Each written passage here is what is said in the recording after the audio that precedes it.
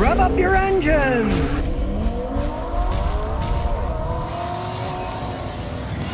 So Keith Farmer said, Scotty, what's the most expensive car you ever worked on? Two-door, four-cylinder Ford made in England. And you'd think, how could that be the most expensive car you ever worked on? Well, guess what? At one point in time, it was owned by the Pope. It was the last car that the Pope drove before he became Pope. So it was worth about $1.5 million.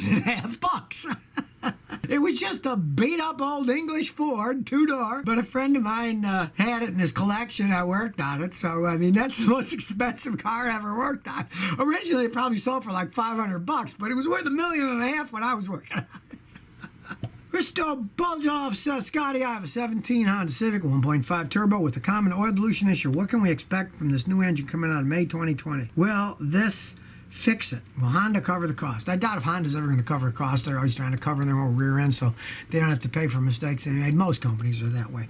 But the new engine oil that I made a little video about, it may solve the problems because the whole thing was it was going to be a better oil that lubricated better, that didn't build up deposits, that can take the extra pressure of GDI engines and turbocharged engines. So it may very well fix the stuff in a Honda. Definitely when it comes out, get that get the GS6B one for yours because that's the highest rated one that they have and see what happens. I definitely would if I owned one of those. Only time's going to tell, but I think it should help it. Those oil engineers, they're pretty sharp characters. Super sad. My drive belt keeps slipping off on a Mercedes-Benz 2004. What can be the problem? Okay, if the belt keeps slipping off, that means one of two things. Either the automatic tensioner isn't tensioning enough, so it keeps slipping off, or more often, one of your pulleys is wobbling, is off center, and then it pops right off. So if you put a new belt on and it keeps popping off, get yourself a straight edge and put it in front and look closely. And you see that some of the pulleys, especially just one of them, sticks out further, sticks in further. That's the problem, and that one's going to have to be replaced. I see that all the time on them because they got the belts running so many different things and just a little bit off with all that pressure on one belt running all that crap, even off just a few millimeters, it'll fly right off. Adam Whitlock says, Scotty, is a 1983 Mercedes 240D a reliable vehicle?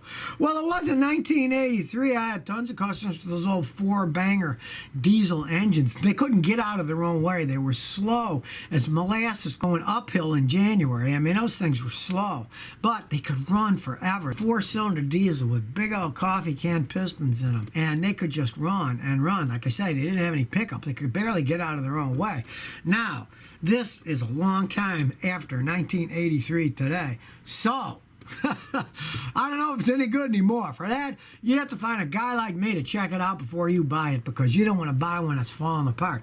Now, on the other hand, you can get parts for them. They make parts for those things still. They're not cheap unless you live in Germany, but you can still get all the parts for them. So the parts are available if you do want to buy one and fix it up. Just don't pay too much for it. It's not a collector's item, so it'll never be worth a whole bunch of money. Nick F. says, Scotty, Subaru Crosstrek manual transmission or Ford Escape, which would you get? Oh, I'd definitely go Subaru on that one with the manual transmission. The big problem with Subarus is their automatic transmissions. Now, their engines have always had some problems with head gasket blowing, but if you keep the coolant clean, change it every 3-4 years, change your engine oil every 5,000 miles, keep good oil in it, generally you're going to get some good mileage out of the engine. It's the automatic transmissions that stink at Subarus. I was just talking to a guy next door who's working on a neighbor's air conditioner. He's got a Subaru. He's got 250,000 miles, but it's a manual transmission, and he loves it. Peter 3691 says, Scotty, would you change transmission oil in a 2007 SEL Edge after 217,000 miles? No, I wouldn't. You'd be gambling with dynamite on that one. That many miles, you don't know. They work by fluid friction. There's a lot of friction and dirty fluid. You take that out, put in fresh fluid that's got less friction in it because it's cleaner. It might start slipping and not working right. That, I'd leave it alone. I wouldn't change it. Dominic Floyd says, Scotty, why does my petrol engine Civic sound like a diesel engine? Well, you must not have taken care of it then. It should not be clattering away. If it's clattering away, the first thing you want to do is check the valve adjustments. If the valves are out of adjustment, it's going to make a lot of clattering noise. Now, most of those have VVT, which is variable valve timing. A lot of them have problems with the variable valve timing system. And if that's the case, have a mechanic check it out. It might need work done in the variable valve timing system because if it's not working right, the valves aren't going to be opening opening and closing at the right time, it's going to clatter like a diesel. Eck Charlie says, what do you think about a Toyota Corolla 1995? Oh, since you're well made, they could run an awful long time. My Celica, it's basically a Corolla. It's got same engine, transmission, brakes. The only thing is it's got a different suspension, different body plopped on top of it. Those things can run forever if you take care of it. But of course, it's 1995. It's old as the hill. Depends on how many miles. Everything wears out eventually. You know, if it's got 400,000 miles on it, odds are the engine's wearing out, the transmission's wearing out when they get that old, but they're really solid built vehicles. So if you never want to miss another one of my new car repair videos, remember to ring that bell.